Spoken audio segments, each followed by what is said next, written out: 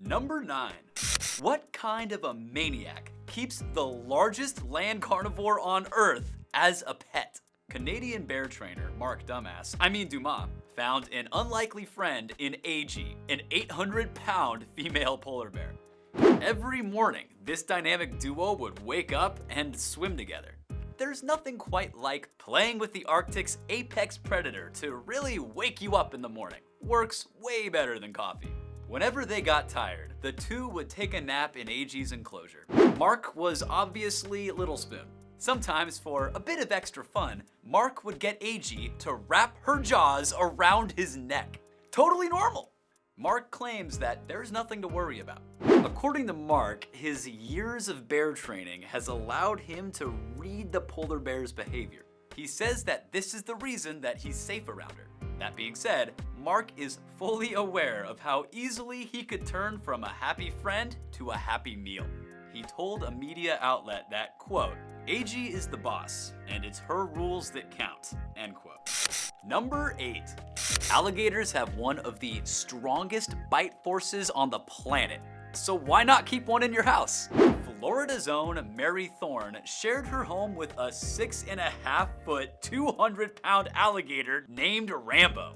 What's crazy is that Rambo obeyed dozens of commands. He understood sign language, and according to his owner, he had never attacked a person. He ate dinner at the kitchen table, and he watched TV on the couch. Apparently, he was a big SpongeBob fan. Mary eventually got a license which allowed her to keep Rambo for the rest of his life. Or until he eats her. Whatever comes first. Number 7. A hyena is like a dog, except it can tear your face off.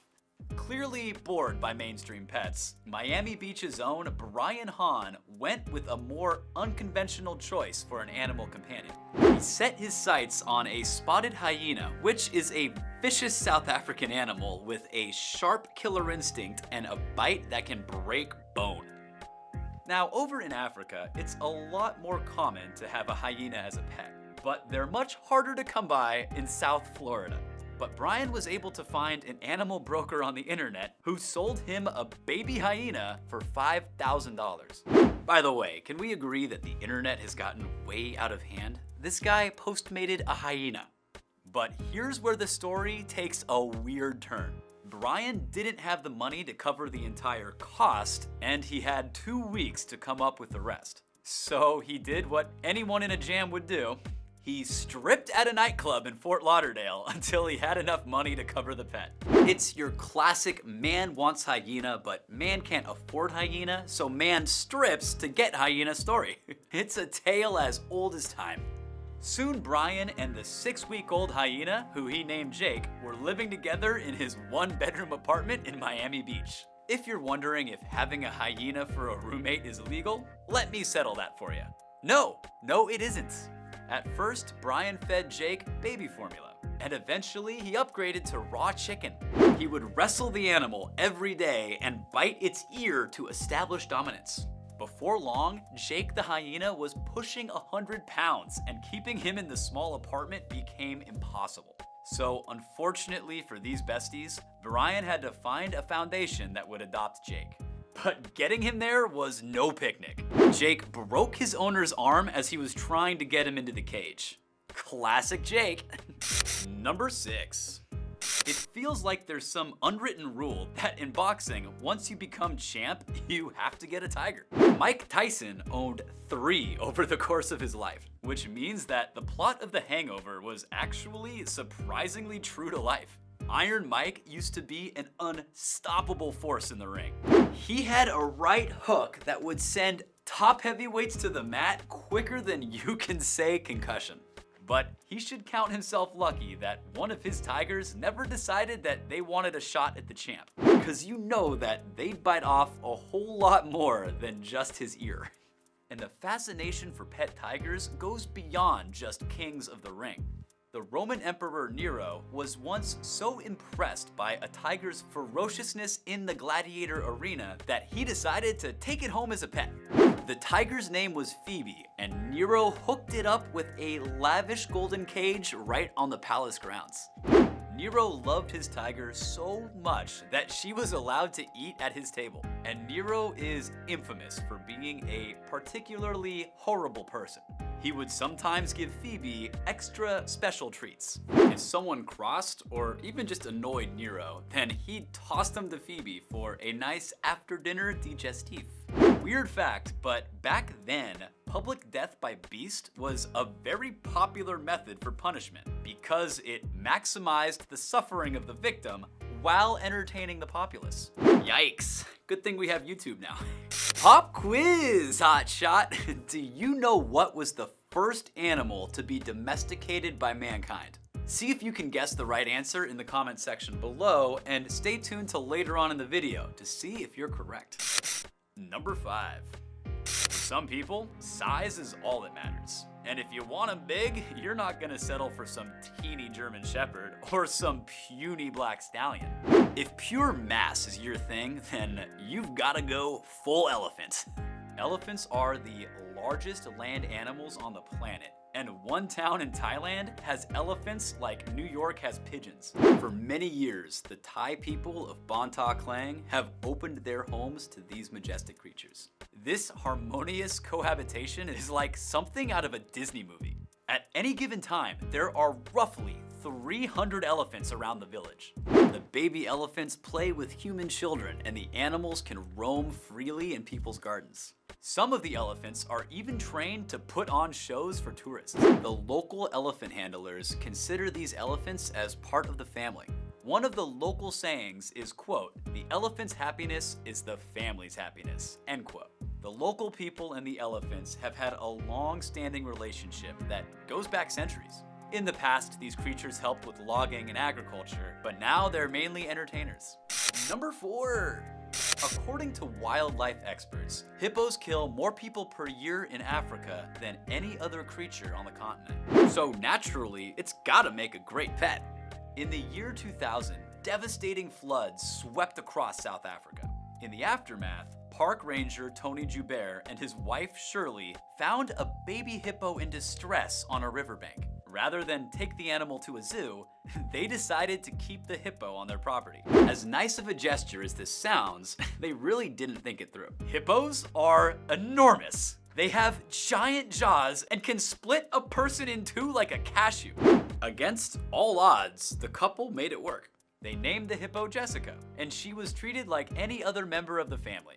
Jessica ate directly from the table, roamed the house freely, and the family lived happily ever after. Fun fact, did you know that Pablo Escobar, the infamous Colombian kingpin, had his very own hippos? During the height of his reign, he built an extravagant residence in the Colombian countryside. To really set his estate apart, he decided to import African hippos. Because nothing says, "the world is mine," like a bunch of hippos. Eventually, the heat came down on Escobar. He had to flee his compound and left everything behind, including the hippos. Well, it didn't take long for the beast to break down the fence and make an escape of their own. 4 decades later, the 4 hippos have grown to 40, all living in the Colombian jungle. We all know how hungry hippos can get, and they're chomping down all the food in the area. Experts worry that they'll begin to destabilize the Colombian flora and fauna. But at least so far, no one has been hurt by the unwanted guests. Number 3. Salvador Dali was a surrealist artist, best known for his striking and bizarre works. Full disclosure, I looked that up on Wikipedia. I didn't really know the name of the type of art that he made. I'm not that fancy. It wasn't just that his art was weird, he also had an odd preference in pets. As a child, he owned a bat. Parrot seems a bit more normal, but hey, kid wanted a bat. Once he was an adult, Dali bought an anteater, which he would put a leash on and then walk with through the streets of Paris. However, Dali's favorite pet was his ocelot, named Babu. For you Archer fans out there, the ocelot in that show is also named Babu, which is a cool Easter egg that I just came on. Phrasing. On a night out, the respected artist would take Babu the ocelot out to dine with him in Paris's fanciest restaurants. Apparently, one night, this Parisian woman was all upset that Dolly had brought a wild animal into the restaurant. She started complaining, and Dolly calmly explained to her that Babu was a regular house cat and that he'd painted him with optical art. The woman apologized and walked away humiliated after he art-shamed her. Don't mess with Dolly. It's answer time. So, what was the first animal to be domesticated by humankind? It feels like fate that this animal would end up becoming man's best friend. Of course, I'm talking about the dog. It all began when nomadic hunter-gatherers started hanging out with gray wolves. This was more than 15,000 years ago. These humans started to breed wolves, and they began to evolve soft features and less aggressive behavior. Selective breeding eventually produced all sorts of dogs, from Chihuahuas to St. Bernards. Number 2. For our next ridiculous pet, we're going down under. Jackson O'Doherty was the proud owner / best friend of a kangaroo named Damien. From playing on the swings to building sandcastles on the beach, the two were inseparable. Jackson found Damien abandoned on the side of the road, so he decided to keep it. Sadly, the interspecies friendship eventually came to an end. Damien was taken by Wildlife Care, which was arguably more capable of providing a healthy life for the kangaroo. Still, Jackson was told that he could visit his little buddy anytime he wanted. Number 1. Fenny the giraffe towered over all others in her family. She lived in a game reserve in South Africa. Tragically, Fenny had been abandoned by her mother and severely dehydrated when she was found by Craig McRae. His parents ran the game reserve and embraced Fenny as a new addition to their family. Within 2 years, the giraffe grew to be 10 feet tall. She was still allowed in the house, but would have to bend her neck when getting in. She loved playing with the children and was surprisingly well behaved. She liked wearing hats and surprisingly could really pull off a fedora. Thanks for watching. If you liked this video, you would love the one we did on when hunters became the hunted. You can find that right here. If you haven't already, please hit that subscribe button. It really helps the channel. And check back soon for a new video. Bye.